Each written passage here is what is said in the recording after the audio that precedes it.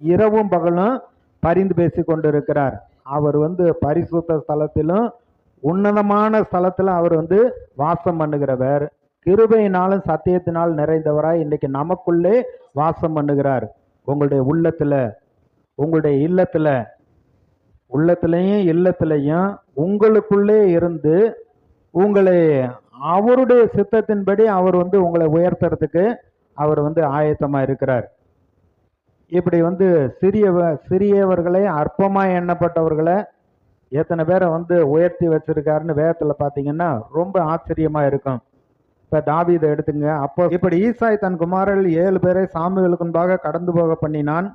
பின்பு சாமுவேல் ஈசாயை பார்த்து, கர்த்தர் இவர்களில் ஒருவனையும் தெரிந்து கொள்ளவில்லை என்று சொல்லி, உன் பிள்ளைகள் இவ்வளவுதானோ என்று ஈசாயை கேட்டான். அதற்கு அவன், இன்னும் எல்லாருக்கும் இளையவன் ஒருவன் இருக்கிறான், அவன் ஆடுகளை மேய்த்து கொண்டிருக்கிறான் என்றான். அப்பொழுது சாமுவேல் ஈசாயை நோக்கி ஆள் அனுப்பி அவனை அழைப்பி, அவன் இங்கே வருமட்டும் நான் பந்தி இருக்க மாட்டேன் என்றான். ஆள் அனுப்பி அவனை அழைப்பித்தான்.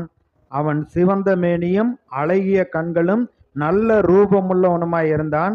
அப்பொழுது கர்த்தர், இவன்தான், நீ எழுந்து இவனை அபிஷேகம் பண்ணு என்றார். முன்னாடியே இவனை சொல்லி இருந்தா அவங்க அம்மா அப்பா சொல்லியிருப்பாங்க, இவன் ஒன்றுக்குமே லாயக்கு இல்லாத ஆளு. ஏற்கனவே 3 பேர்த்த காமிச்சு அவங்கெல்லாம் பாரு வாட்ட சாட்டமாக எவ்வளவு பாடியெல்லாம் எவ்வளவு நல்லா இருக்கு, சவுளோட அங்கே இராணுவத்தில் வேலை பார்க்குறாங்க, இவங்க தான் கரெக்டாக வரும் அப்படின்னு சொல்லியிருப்பாங்க. வச்சுட்டு தாவீதை பெற்றோரும் சரி மீதி இருக்க ஆளுகளுக்கு தெரிஞ்சால் கூட இவன் சரிப்பட்டு வராது, இவனை ஆடு மேய்க்க அனுப்புங்க அப்படின்னு காட்டுக்கு அனுப்பிட்டாங்க.